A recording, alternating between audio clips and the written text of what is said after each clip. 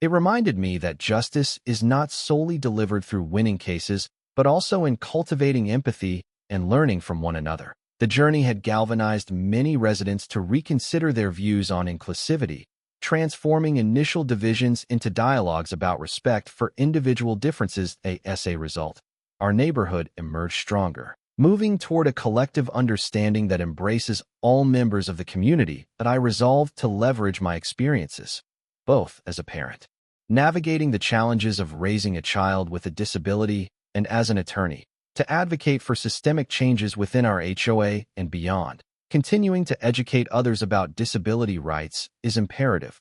Conversations about equity must trickle into every facet of community life. That I end sharing our story along with the stories of others affected by similar injustices. I hope to create pathways to a future where understanding prevails over prejudice.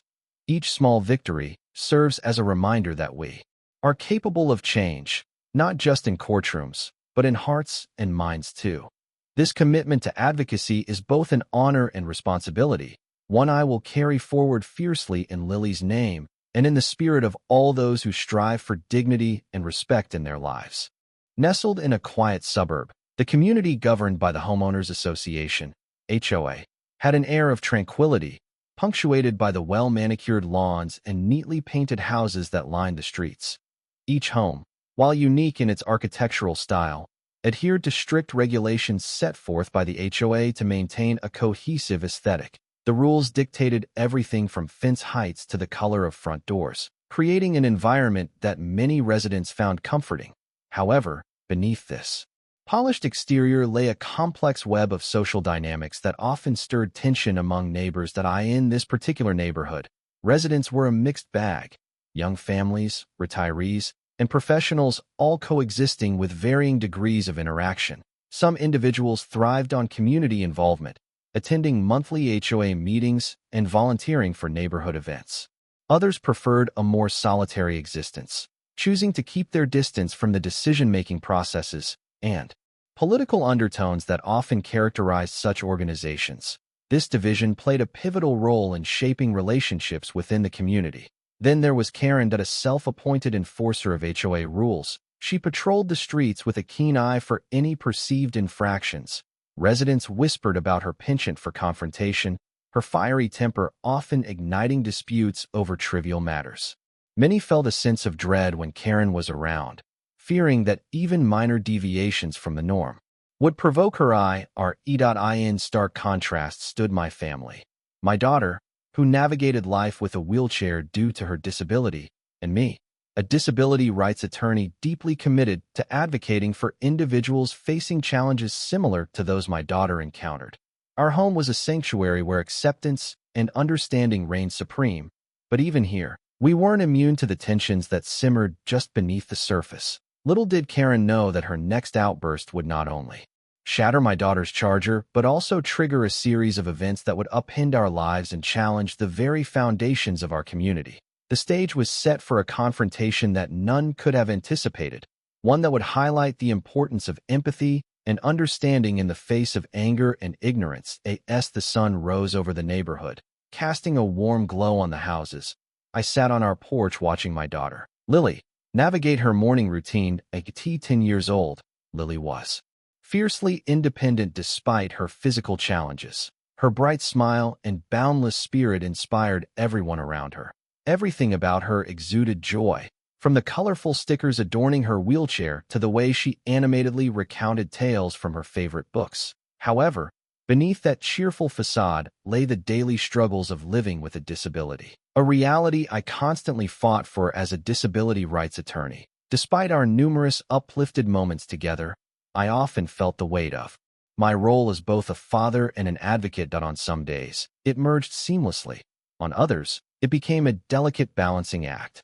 Our home was filled with discussions about access rights and advocacy efforts, but it also thrived on laughter and comfort. That we built our sanctuary on empathy and understanding, a stark contrast to the hostility that often enveloped phone calls or meetings regarding legal disputes.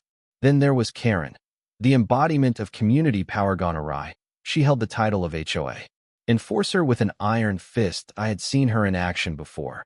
During one particularly tense meeting, She had interrupted a neighbor's appeal for leniency over their untrimmed hedges, which encroached past property lines.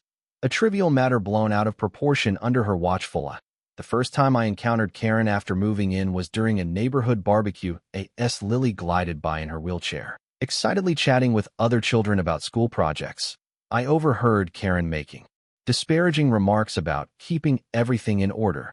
It sent a chill through me, but didn't deter my daughter's spirits. She simply smiled back at Karen with kindness. Little did either of us know that this initial interaction would foreshadow a dangerous turning point, one where the cracks in our community's facade would begin to show, and where my two roles as both father and attorney would soon collide in an unexpected and confrontational way.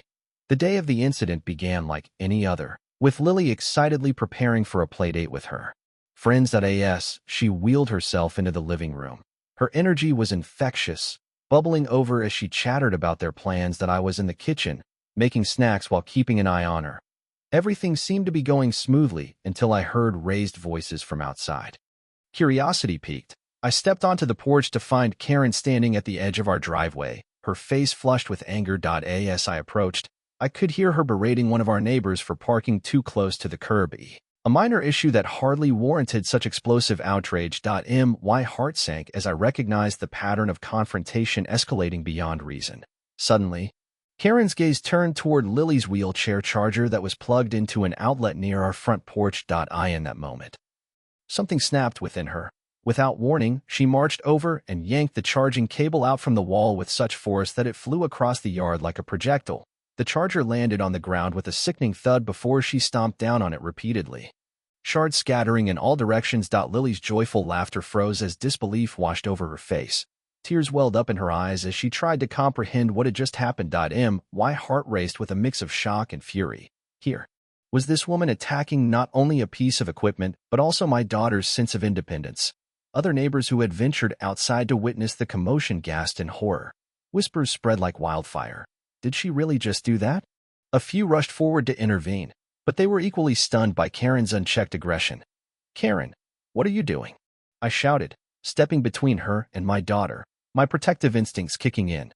The situation hung heavily in the air, charged with emotions ranging from anger to disbelief. As Lily sobbed softly behind me, it became painfully clear that this incident wasn't just about a broken charger. It represented something much deeper, a blatant disregard for empathy and understanding in our community. In the aftermath of the incident, the atmosphere in our home shifted dramatically.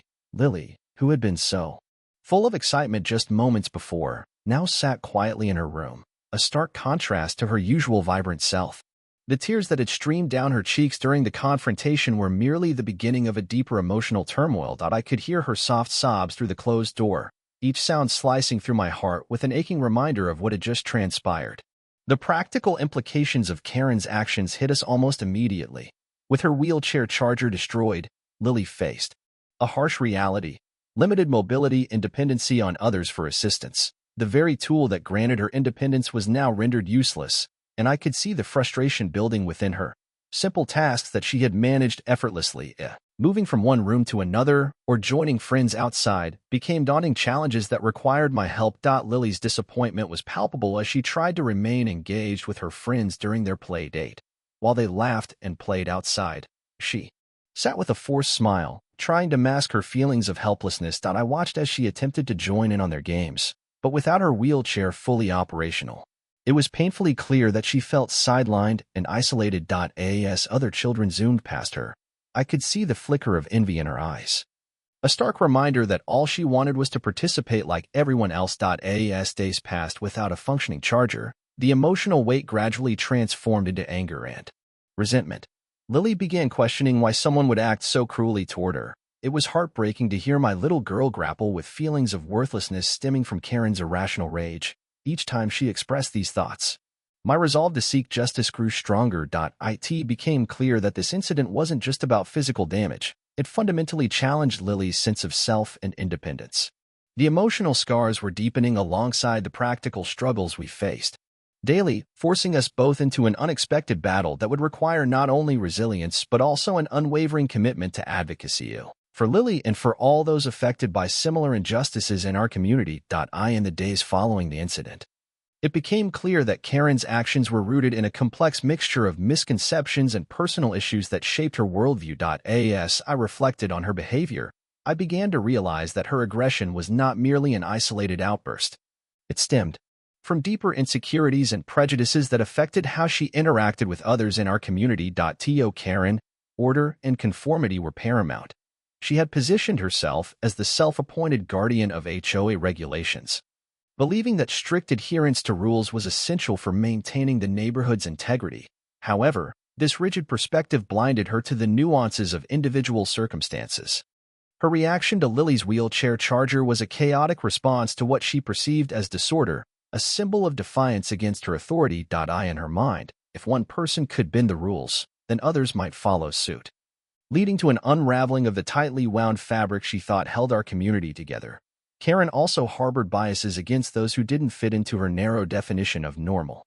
Despite living in a diverse neighborhood, she often exhibited discomfort in the presence of anyone who challenged her preconceived notions, whether due to their lifestyle choices or physical abilities. This prejudice manifested not only in her treatment of individuals like Lily, but also in her tendency to lash out when confronted with anything outside her comfort zone. Her inability to empathize stemmed from a lifetime of feeling marginalized herself, perhaps from past experiences that left her feeling powerless or overlooked. To regain control over her life and surroundings, she found solace in exerting authority over others. In the instance of Lily's charger, Karen likely felt emboldened by misplaced indignation rather than recognizing the true impact of her actions. Ultimately, these layers of insecurity and bias coalesced into an explosive moment that shattered Lily's sense of security and independence. It was evident that Karen's perception was not merely clouded by anger but deeply entrenched in a worldview lacking compassion and understanding, one that would need to be addressed if healing were ever to occur within our community. As I mulled over the fallout from Karen's actions, clarity began to dawn. Having spent years navigating the complexities of disability rights law, I was often faced with individuals who held misconceptions similar to Karen's. In my pursuit of justice for those like my daughter, I realized that misunderstanding often stemmed from ignorance, and ignorance that could be addressed, but only if brought to light. One evening, fueled by a mix of anger and determination, I decided to confront the situation head-on. With a few clicks, I pulled up the HOA's website to gather information about Karen and her role. It was there that an unsettling realization washed over me. Karen was not just a disgruntled neighbor, she was listed as the president of the HOA, a position of power that gave her undue influence over our community's regulations. As I scrolled through her bio, my breath caught in my throat when I read her self-described mission: to enforce the integrity of our neighborhood through unequivocal adherence to its rules. The words were a stark reminder of her rigid mindset, one that crushed individuality in favor of conformity. What struck me even more profoundly, however, was her lack of awareness regarding my profession, something I had kept private until now. The implications settled heavily on my chest. Here was this woman, with authorities shaped by inflexible beliefs, completely unaware that she had just crossed paths with someone committed to defending the very rights she trampled. I felt the sharp pang of potential retribution forming within me, igniting a sense of resolve. Imagining the legal ramifications for her reckless behavior sent adrenaline coursing through my veins. My mind raced with possibilities. A lawsuit could not only serve as a means of justice for Lily, but also a way to expose Karen's prejudices and how they had manifested so destructively. In that moment, I knew I stood on the precipice of action. Armed with my background in disability rights law, I would navigate this situation not just for my daughter, but also to challenge the harmful attitudes and behaviors that had flourished under the guise of community governance. As my resolve solidified, I felt invigorated by the thought of turning Karen's misguided authority into an opportunity for dialogue and change, not just for Lily, but for everyone affected by her misguided regulatory zeal. As the gravity of the situation settled in, I began to outline the legal implications surrounding Karen's reckless actions. The laws governing homeowners associations carry significant weight when it comes to liability for damage caused by residents. In this case, Karen's aggressive behavior towards my daughter's wheelchair charger mystified not only our family but also potentially held consequences that could be severe. Under HOA regulations, members can be held accountable for damages resulting from their actions, especially if those actions violate established community rules or result in harm to another resident. Karen's position as president of the HOA only highlighted her responsibility. She was not acting as a neighbor, but as an individual whose role demanded a higher standard of conduct. Her decision to intentionally destroy my daughter's property was not just an emotional outburst. It could be viewed as an actionable offense that in legal terms. This situation raised various possibilities that we could claim compensatory damages for the cost of replacing the wheelchair charger and any associated emotional distress caused by Karen's irrational behavior. Furthermore, personal injury claims might be applicable since Lily's sense of independence and security was maliciously violated. Courts often recognize that emotional damage is real and valid when it disrupts one's ability to lead a dignified life, especially for someone who already faces daily challenges due to her disability. Moreover, if we pursued a lawsuit, it wouldn't solely fall upon Karen. The HOA itself might face significant repercussions if found liable. The association could be required to pay damages on behalf of its board members' actions. This would not only strain the HOA's budget, but could also compromise its reputation among residents. That I envisioned how these legal proceedings could create a ripple effect throughout our community, forcing conversations about accountability and respect for individual rights. The path ahead would indeed take time and effort, requiring careful navigation through legal channels and community sentiment. However, armed with both the law and my unique perspective as Lily's father and an attorney dedicated to disability rights, I felt compelled to pursue this course of action, not just for reparations, but to illuminate broader issues of justice within our neighborhood. With the decision to pursue legal action solidifying in my mind, I knew the importance of gathering solid evidence to support our case against Karen. The weight of what had happened pressed down on me, and I felt compelled to meticulously document every aspect of the incident. That I began by taking photographs of the scene where the altercation occurred. Standing in our front yard, I snapped pictures of the destroyed wheelchair charger scattered across the grass, capturing the broken pieces that symbolized not just a piece of equipment, but Lily's independence. That I made sure to include close-up shots that highlighted the damage, as well as wider angles to show the surrounding area, essentially painting a picture of the chaos caused by Karen's actions. Next, I reached out to neighbors who had witnessed the incident. In this tight-knit community, many had stepped outside during the commotion and were appalled by Karen's behavior. That I approached each one with a calm demeanor, explaining our situation and asking if they would be willing to provide written statements regarding what they had seen. Most were eager to help. They had observed Karen's rage firsthand and recognized it as out of line with acceptable community conduct. Their testimonials would serve as crucial corroborating evidence in any potential legal proceedings. That in addition to gathering witness statements, I also reviewed the HOA's governing documents and regulations. Familiarizing myself with their guidelines helped me establish a clear understanding of how Karen's actions violated not only community standards, but also her responsibilities as president. That I highlighted specific sections pertaining to members' liability for damage and their obligations to uphold a respectful environment. As I compiled all this information, my resolve grew stronger. Each photograph, witness statement, and regulatory guideline became a building block in our pursuit of justice, not just for Lily but for everyone impacted by Karen's unchecked authority. The gravity of our situation began to transform into an action plan. I was no longer just reacting. I was strategizing. With every piece of evidence carefully organized, I could see how we might illuminate broader issues within our community while holding Karen accountable for her actions. This process was no longer simply about replacing a charger. It had evolved into a fight for dignity and respect in a place where both were sorely needed.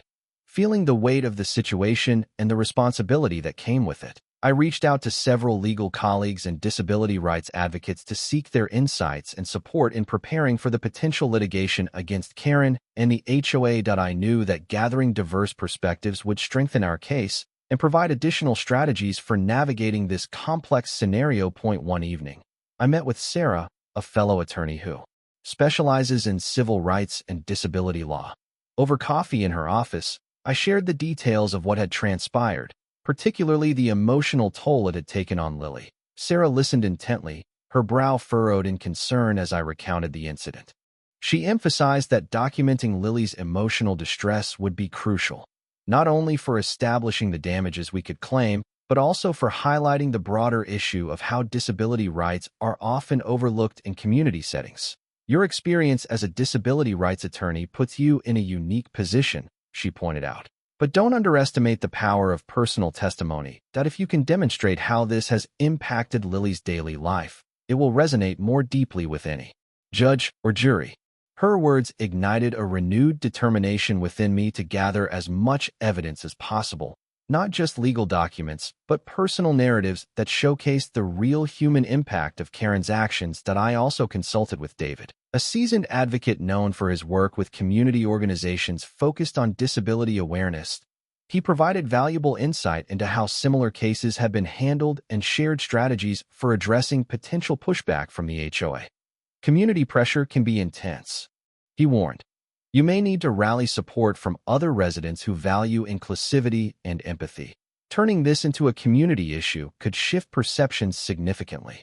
Armed with these insights, I felt a greater sense of clarity on how to approach our next steps. That I began outlining a comprehensive strategy that combined legal action with community engagement efforts, collaborating with advocates like David to help educate our neighbors about disability rights. The goal was to transform this conflict into an opportunity for dialogue about inclusivity and respect within our community while holding Karen accountable for her actions. Every conversation fueled my resolve. I was no longer navigating this path alone. That I envisioned not just seeking justice for Lily, but fostering a collective movement towards understanding and acceptance in our neighborhood. This fight was about more than just a charger. It was about changing hearts and minds, ensuring that all members of our community were seen, valued, and respected. The day had finally come to take the next significant step, filing the lawsuit against Karen. I sat at my desk, surrounded by legal documents and notes from my consultations with peers, feeling a mix of determination and nerves. This was no longer just about Lily's charger. It represented the culmination of our fight for justice and dignity within our community. That I opened a blank document on my computer, knowing that every word I typed would carry weight in the courtroom. The first step was drafting the complaint, outlining our claims against Karen. I began by detailing the events leading up to the incident, weaving in vivid descriptions of how her aggressive actions disrupted Lily's life. That I meticulously described how her behavior went beyond a mere outburst. Her intentional destruction of property had far-reaching emotional implications for my daughter.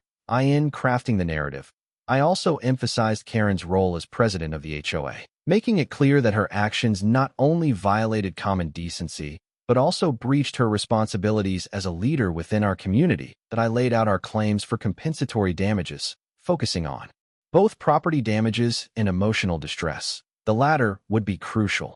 I knew we needed to paint a clear picture of how this incident shattered Lily's sense of independence and security.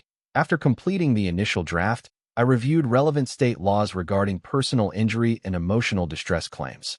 This ensured that each claim we made had a solid legal foundation, supported by precedents from other cases. Each section of the complaint required careful wording to underline not just our rights, but also the broader implications for disability rights within society.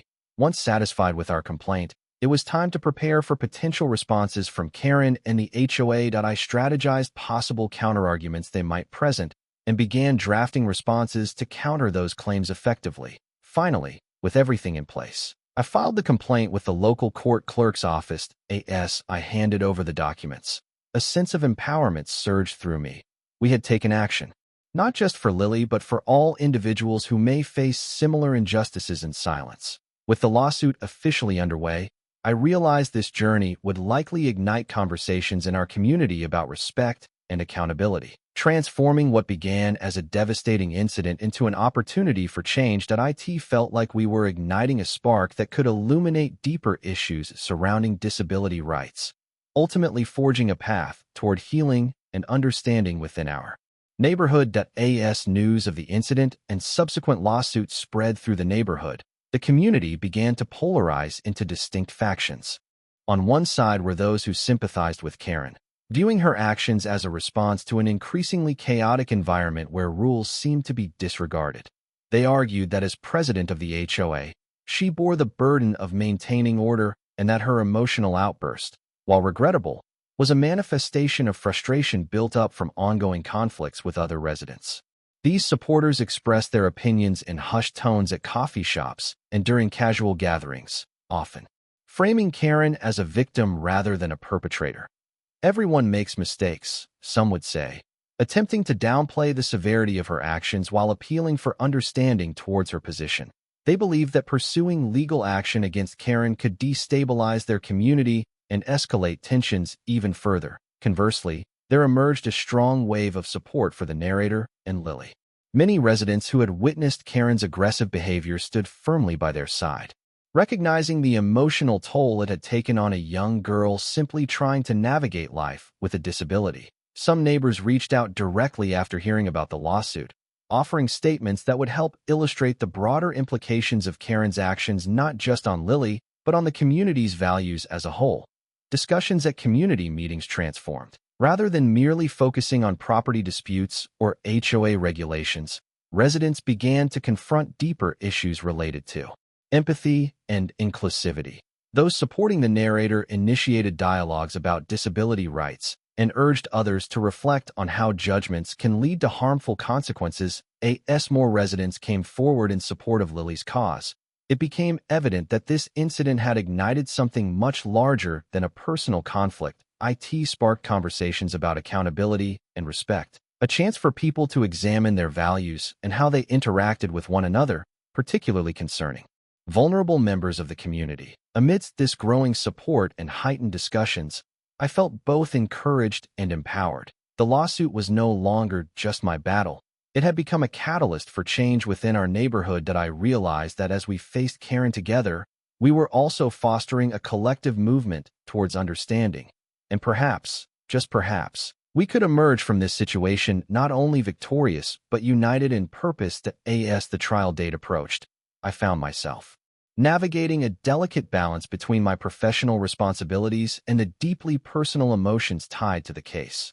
Preparing for court meant immersing myself in every detail of our lawsuit against Karen, a process that was both an intellectual exercise and an emotional journey. In my office, I meticulously reviewed our evidence, ensuring that each witness statement, photograph, and legal precedent was perfectly aligned with the arguments we planned to present. I drafted outlines for our opening and closing statements, carefully choosing words that would convey the gravity of Karen's actions while also shedding light on Lily's emotional distress. It was crucial that the court understood not just the facts but the human impact behind them. Yet, beyond the legal preparations, I grappled with a wave of emotions that threatened to overwhelm me at times.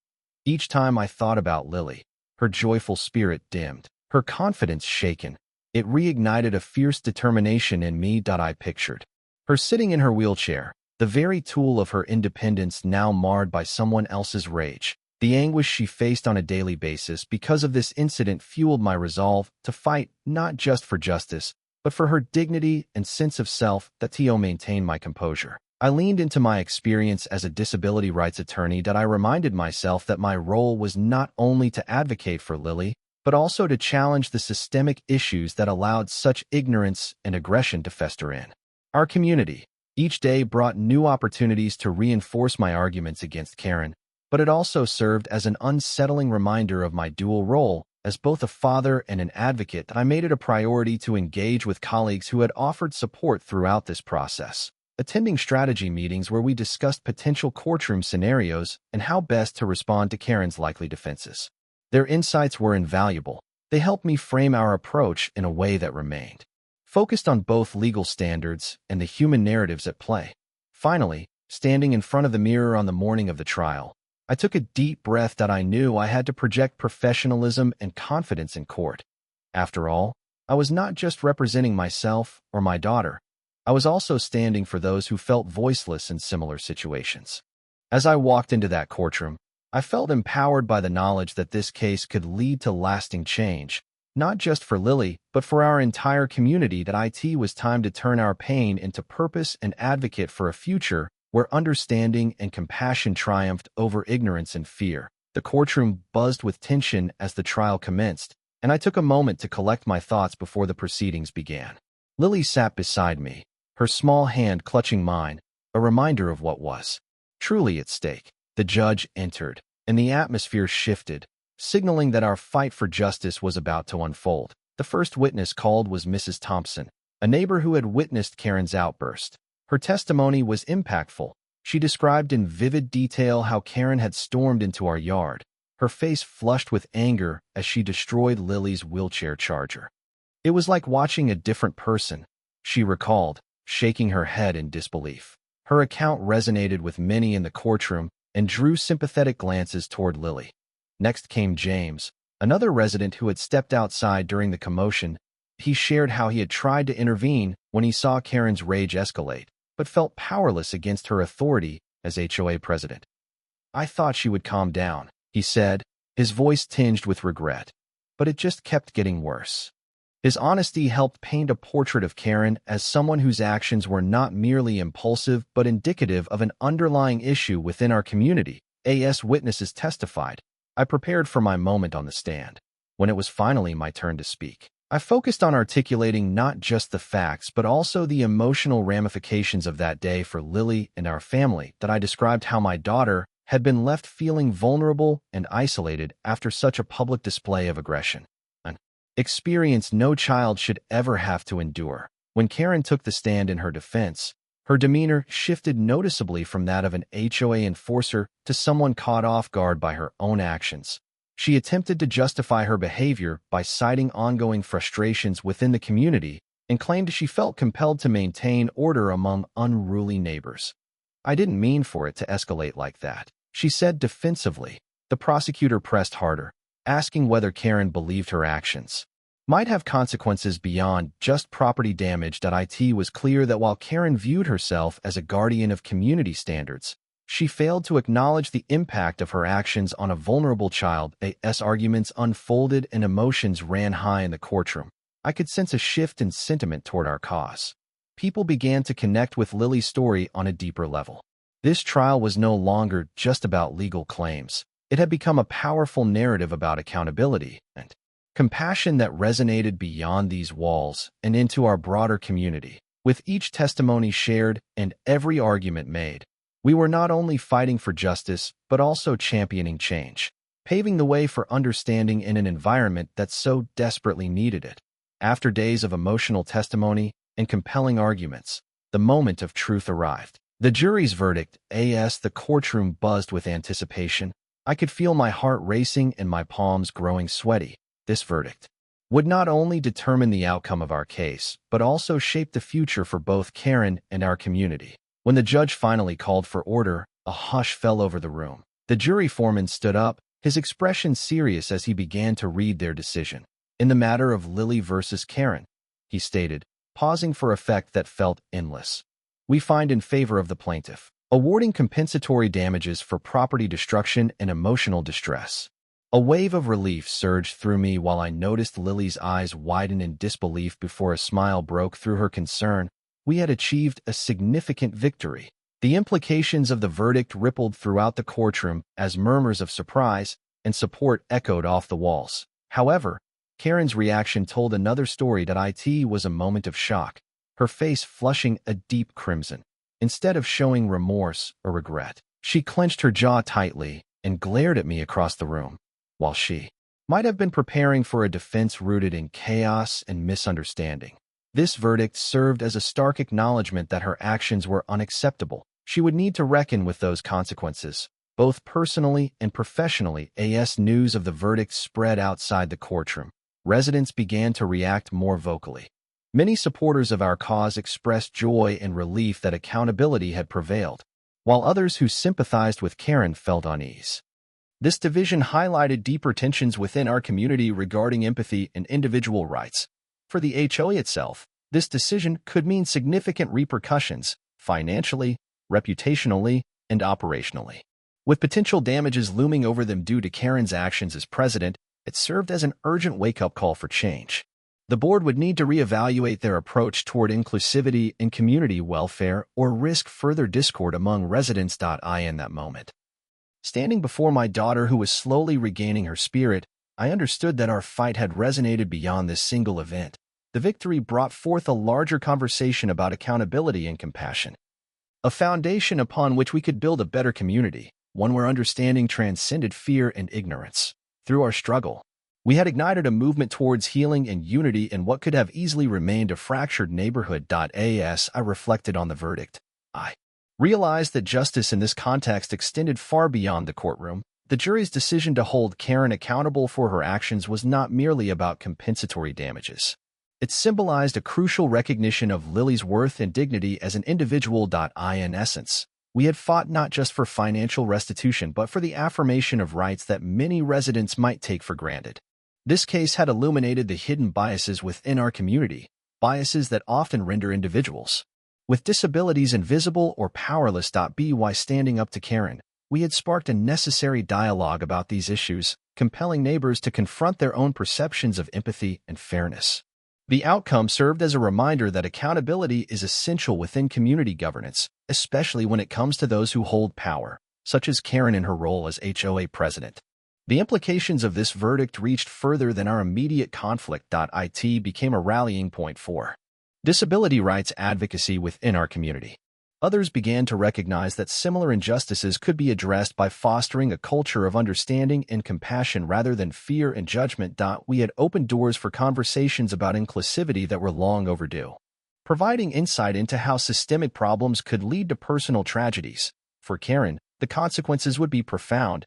She faced not only financial repercussions but also a personal reckoning with her actions and attitudes. This moment forced her, and others like her, to reflect on their behavior and consider how their decisions impact those around them. As Lily slowly regained her confidence following the trial, I felt an overwhelming sense of hope for the future. Our victory had transformed into something larger than just legal outcomes. It had become an opportunity to reshape our community's identity. We now stood united in advocating for a neighborhood where everyone's voice mattered, a space where individuals are celebrated for their differences rather than marginalized for them.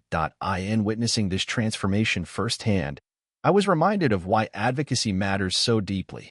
Justice is not simply defined in terms of legality but through its ability to foster respect and understanding among all members of society. As we moved forward together, I knew we were building pathways toward not just resolving conflicts but cultivating an enriched community where empathy flourished over ignorance and division. As I took a step back from the whirlwind of the trial and its aftermath, I found myself reflecting profoundly on the journey we had undertaken. Adversity had thrust upon us unexpected challenges, but it also served as a powerful catalyst for growth and change.